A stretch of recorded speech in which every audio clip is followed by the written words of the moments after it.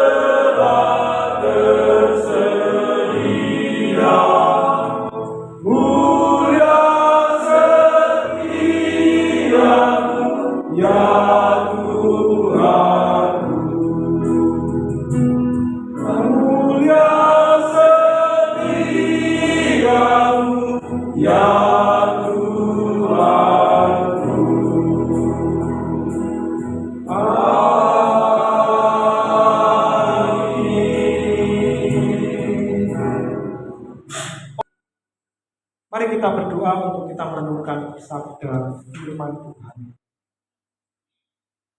Kami akan mendengar kebenaran firman-Mu.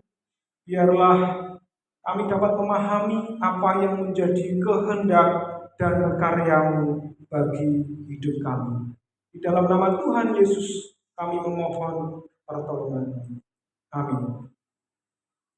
Dengarkanlah firman Tuhan yang terambil dalam kitab Yosua pasal yang ke-24, ayat yang pertama, ayat yang kedua, dilanjut dengan ayat yang ke-14 hingga ayat yang ke-18.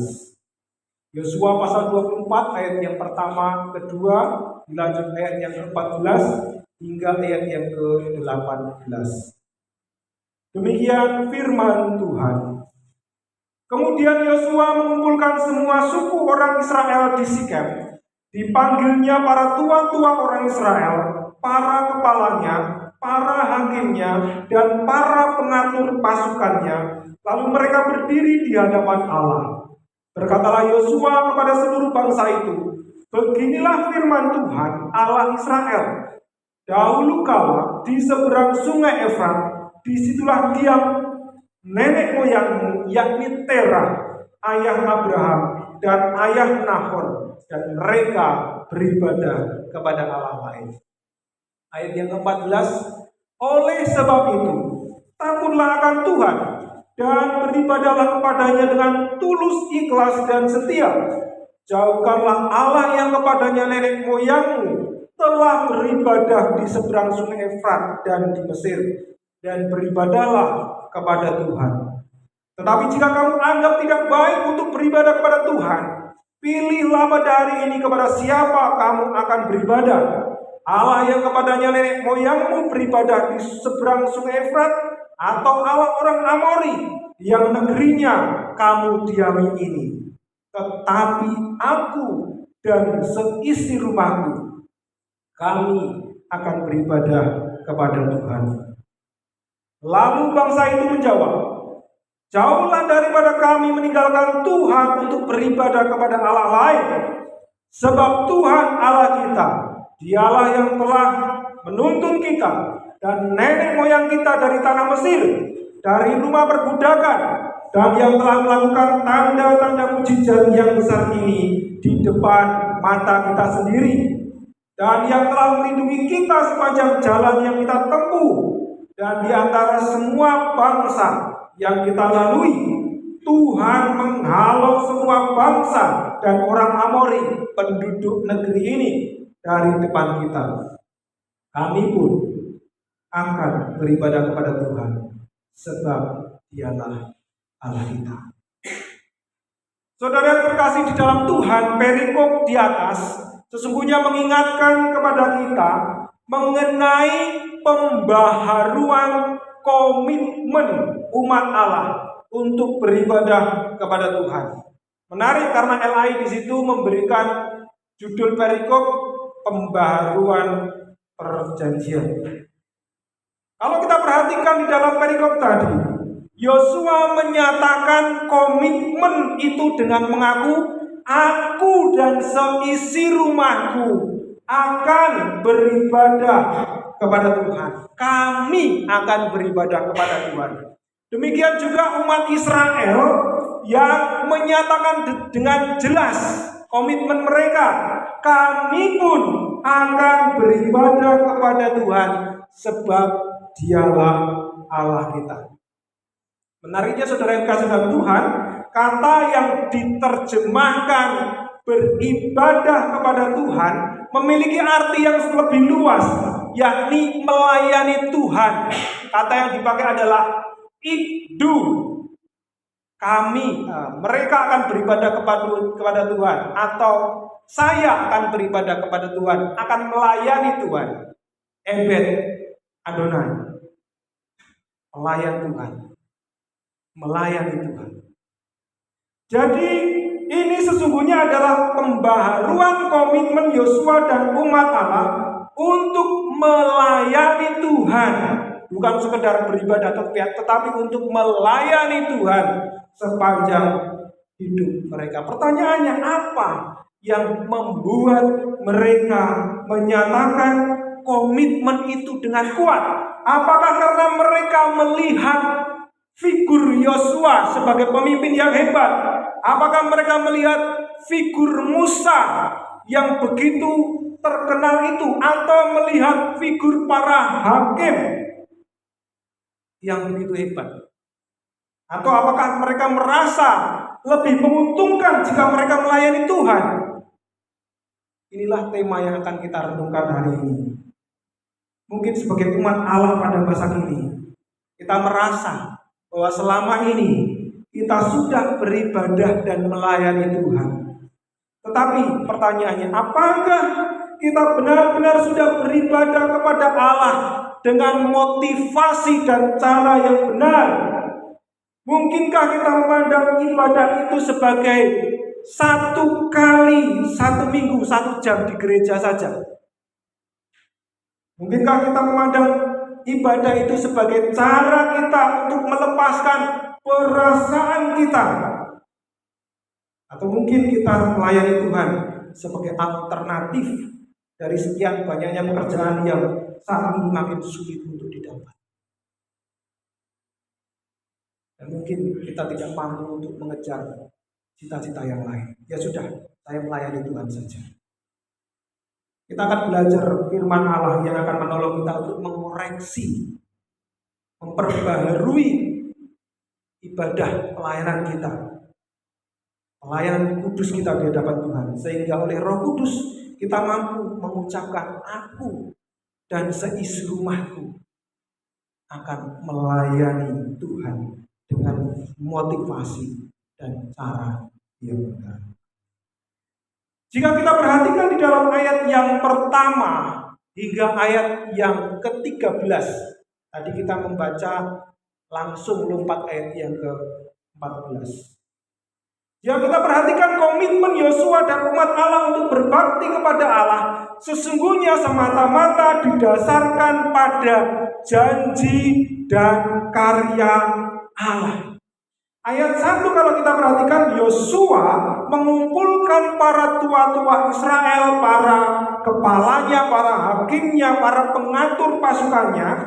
Dan dalam pertemuan itu Yosua berkisah mengenai perjalanan mereka dari mulai zamannya Terah, bapaknya Abraham, yang kala itu masih menyembah kepada Allah lain, sampai mereka menjadi suatu bangsa yang menduduki tanah perjanjian, yang kemudian dibagi-bagi pada para suku yang ada di tempat itu.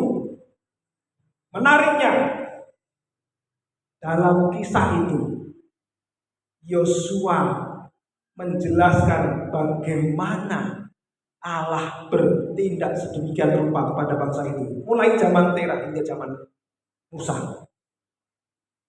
Saya membayangkan mengapa dalam pertemuan itu Yosua tidak bernostalgia membicarakan para tokoh-tokoh terdahulu. Mengapa Yosua tidak saling mengingatkan jasa-jasa para pahlawan terdahulu? Mungkin kisahnya akan lebih seru seandainya mereka menceritakan kisah Abraham. Untung kakek Abraham itu ya dulu tidak jadi korbankan Ishak. Coba kalau jadi, nggak ada kita ini. Untung ya dulu nenek kita Ribka, bukan Ribka ya. Untung nenek kita Ribka dulu ya sedikit kasih tipu-tipu ke siapa? Suruh siapa? Suruh Yakub pakai bulu domba. Coba kalau tidak, nggak dapat berkat Yakub dari Iska. Kenapa nggak mereka ceritakan? Untung ya dulu kakek Yusuf kita jual ke orang Midian. Coba kalau tidak, mau makan apa kita di Mesir? Gak ada saudara kita di sana. Mereka bisa ceritakan para tokoh terdahulu. Mungkin mereka bisa bernostalgia. Untung juga waktu kita itu lari dari kejaran orang Mesir di laut yang dibelah itu, asam uratmu tidak kambuh. Jadi kita nggak tenggelam sama mereka. Mereka bisa saja menceritakan kisah-kisah itu, saudara. Mereka bisa saja mengingat apa yang mereka atau nenek moyang mereka lakukan. Mereka bisa saja mengingat jasa-jasa para pahlawan terdahulu.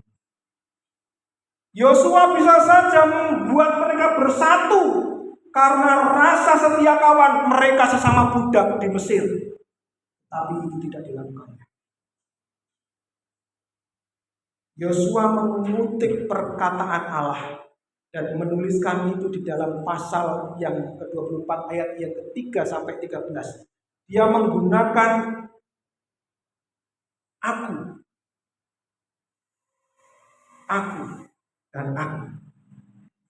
Siapa itu? Mulai dari aku mengambil Abraham, Yosua ayat 3, pasal 24. Aku mengutus Musa, aku membawa nenek moyangmu keluar dari Mesir. Siapa pelakunya? Tentu Yosua mengatakan semua itu untuk mengingatkan bahwa Allah adalah satu-satunya tokoh utama, tokoh kunci, pribadi yang berinisiatif, yang menyatakan janji, panggilan, dan memberikan anugerah dan kasih karunia bagi bangsa itu. Ia yang sudah bertindak nyata mulai dari zaman Terah hingga zaman Musa. Ia sendiri yang telah memanggil bangsa itu dari yang semula kaum yang menyembah Allah lain menjadi bangsa milik kepunyaannya. Inilah alasan yang sesungguhnya mendasari Yosua dan umat Allah kala itu untuk berucap, aku dan seisi rumahku akan beribadah, akan melayani Allah. Ucapan itu bukan suatu keputusan berdasarkan akal dan pikiran. Tapi ucapan itu sesungguhnya adalah respon atas janji karya anugerah Tuhan yang telah nyata. Tidak ada alasan lain untuk kita tidak menyembah Tuhan, untuk kita tidak melayani Allah. Karena sesungguhnya sejarah kelam masa lalu telah diubahkan menjadi kemenangan oleh Allah saja. Kita sekarang yang disebut umat Allah pada masa ini memiliki kisah yang serupa namun tidak sama. Tidak sama karena kita tidak pernah berada di perbudakan Mesir, tetapi serupa karena kita punya masa lalu yang kelam. Mungkin kita semua masing-masing memiliki kisah yang kelam untuk kita ceritakan. Mungkin kita dahulu adalah seorang pendusta. Mungkin kita berzina, mencuri, perusak, atau mungkin kita merasa orang baik. Tetapi intinya masa lalu kita adalah masa lalu yang sesungguhnya diperbudak oleh dosa, keinginan daging, dan iblis yang menguasai kita. Masa lalu yang kelam itu ini telah menjadi masa depan yang penuh kemenangan hanya karena satu tokoh utama yang mendasari hidup kita, yaitu Allah.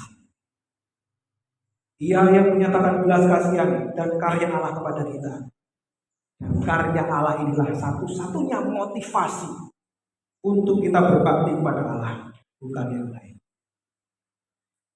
Benar bahwa ada banyak orang yang penting di dalam hidup kita, tetapi bukan itu motivasi untuk kita berbakti melayani Tuhan. Benar bahwa ada saudara-saudara seiman kita yang begitu perhatian kepada kita, tetapi itu bukan motivasi kita untuk berbakti. Benar bahwa profesi hamba Tuhan itu di beberapa tempat cukup disegani, tapi itu bukan motivasi. Disegani itu artinya diberi sego, bukan ya, dihormati. Motivasi kita untuk berbakti, menyembah, melayani Tuhan adalah karena Tuhan sudah menyatakan anugerah yang tak ternilai harganya. Anugerah yang sesungguhnya tidak layak untuk kita terima. Maka teruslah berdoa supaya Roh Kudus itu mengingatkan kita mengenai karya-karyanya. Teruslah berdoa supaya Tuhan itu menolong kita untuk percaya karya Tuhan yang sudah terjadi sejak dahulu kala hingga sekarang dan masa yang akan datang. Itulah pembaruan komitmen kita di hadapan. Yang kedua, pelayanan kudus. Kita perbarui. Pelayanan kudus itu bagaimana dilakukannya? Bagaimana melakukan pelayanan itu? Bagaimana beribadah itu? Bagaimana menyembah Tuhan itu? Yosua menuliskan, takutlah akan Tuhan dan beribadahlah kepadanya dengan tulus, ikhlas, dan setia. Menarik. Terjemahan ini datang dari kata betamim, emet. Kata betamim memiliki makna dasar lengkap, sempurna, komplit, menyeluruh.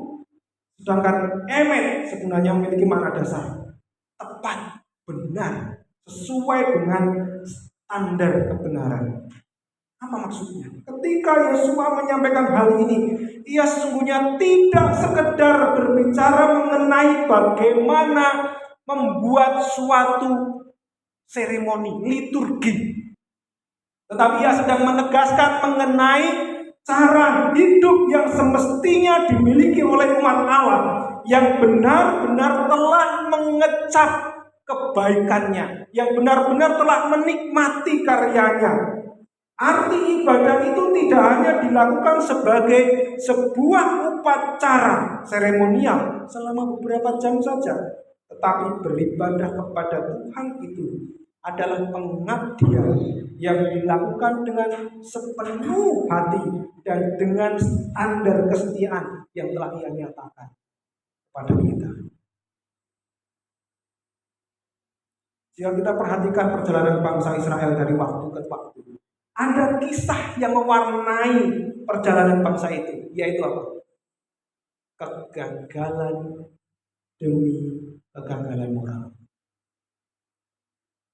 Tidak serta-merta ketika Abraham dipanggil untuk pergi meninggalkan tanah air kelahirannya, kemudian berubah menjadi orang yang kudus dan tidak bercacat. Tidak serta-merta ketika bangsa Israel itu dikeluarkan dari perbudakan Mesir, kemudian mereka menjadi orang-orang yang tak bercacat. Bahkan saudara, kita ingat, sekalipun Allah telah memanggil mereka, menuntun mereka dari perbudakan Mesir, siapapun pemimpin mereka, bahkan ketika Musa sedang menerima kedua loh batu yang berisi 10 hukum Allah, apa yang dilakukan bangsa itu? Mereka sedang melakukan kegagalan moral. Namun demikian saudara, seiring kegagalan demi kegagalan itu, Allah tetap setia.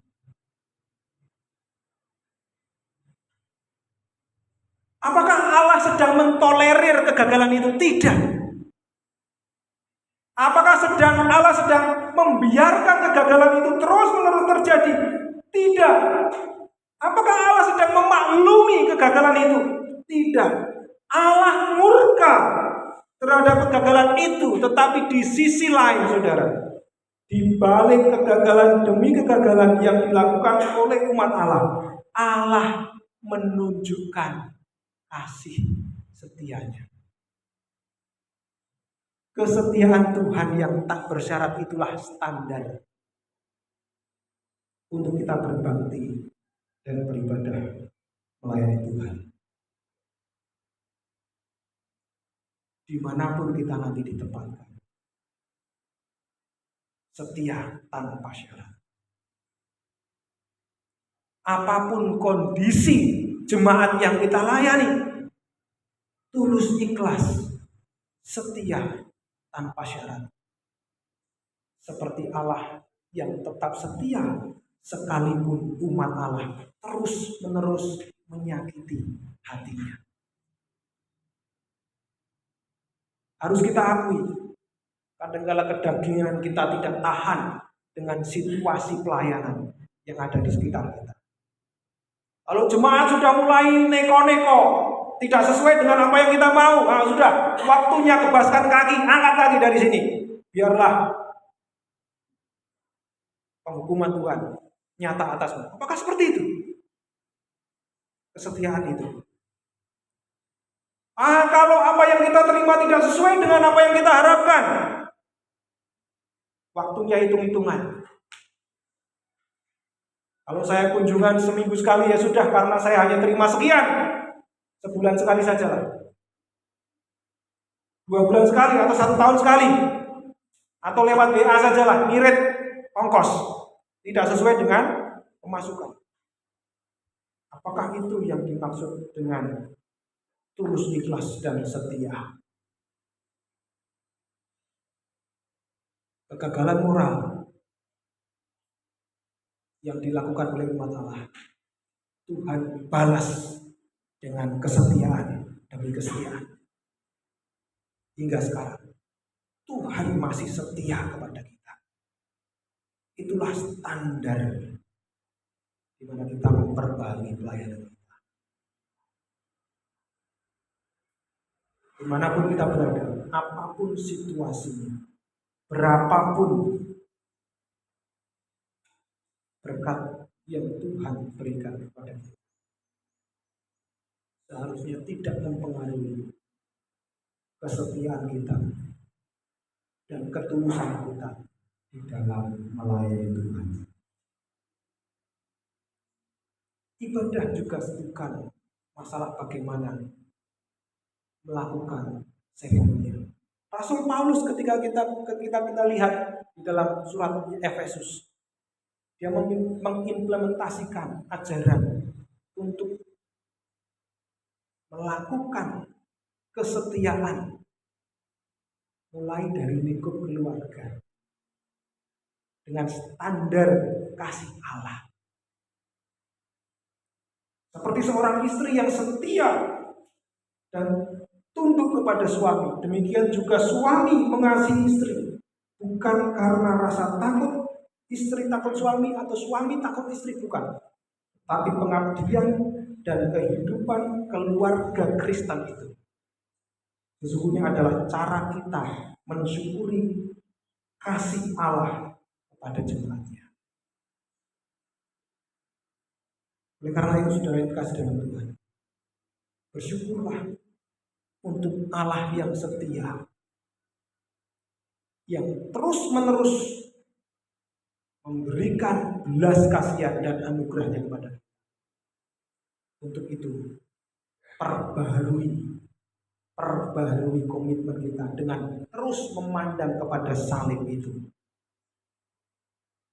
penebusan dan karya yang sempurna sebagai fondasi dalam pelayanan, pengabdian, dan ibadah kita kepada Allah.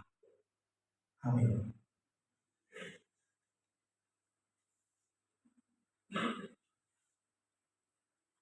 Mari kita mensyukuri firman Tuhan dengan kita berdoa. Kami bersyukur Tuhan untuk firman yang mengingatkan kami tentang kehendak-Mu dan karya-Mu bagi hidup kami.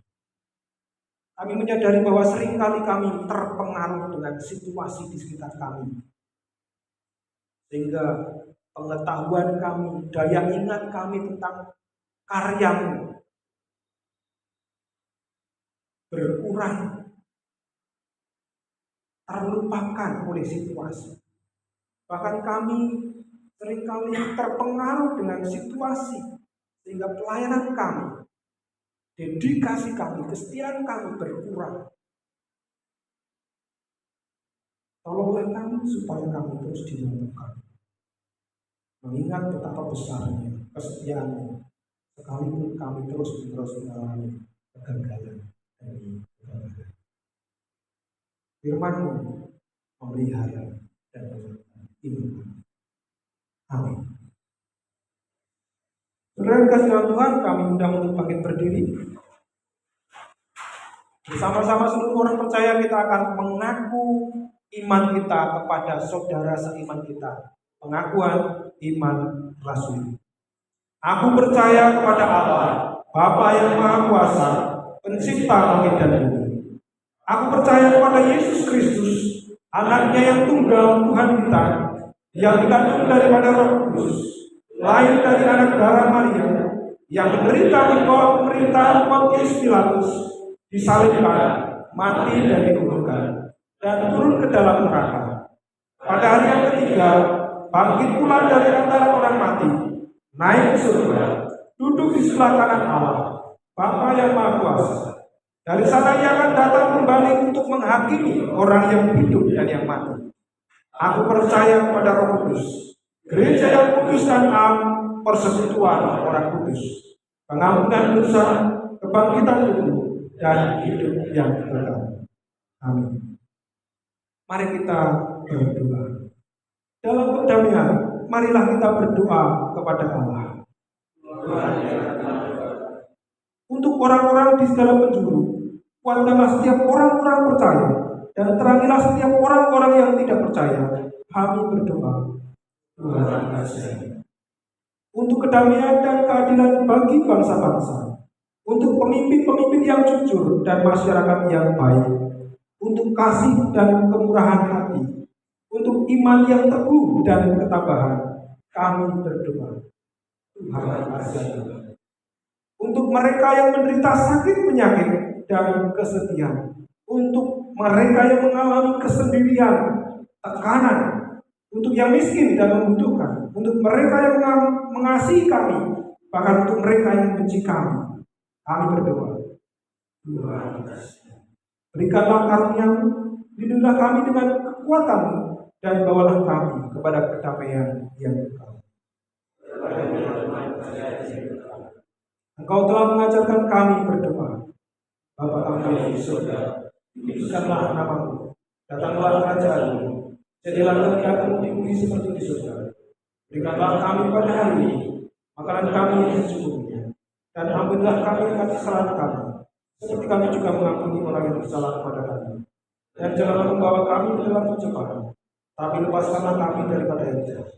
Karena Engkau yang punya kerajaan dan kuasa dan kemuliaan sampai selama-lamanya. Amin. Silakan duduk kembali, kita akan menyanyikan sekali lagi nyanyian pujian nomor 160, Mulia Setiamu.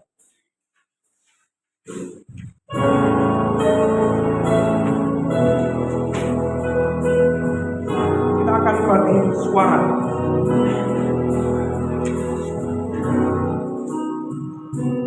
Mulia Setiamu, ya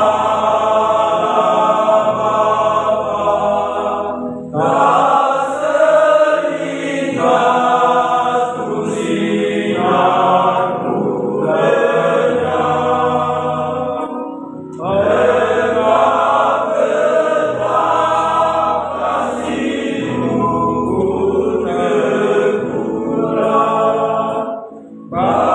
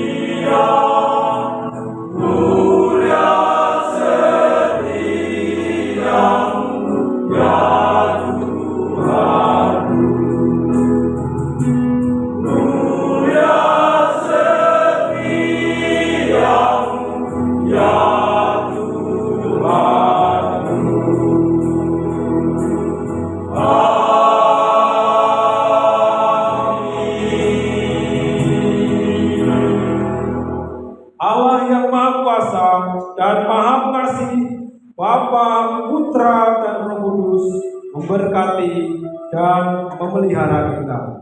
Amin.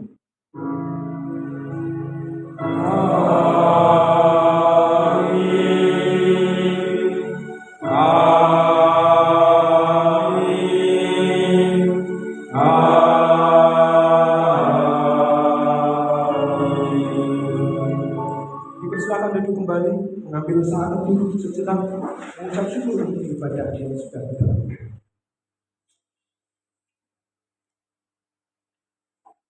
Selesai. Demikian ibadah kita. Untuk partisipasi kehadirannya diucapkan terima kasih. Tuhan Yesus berkati. Ada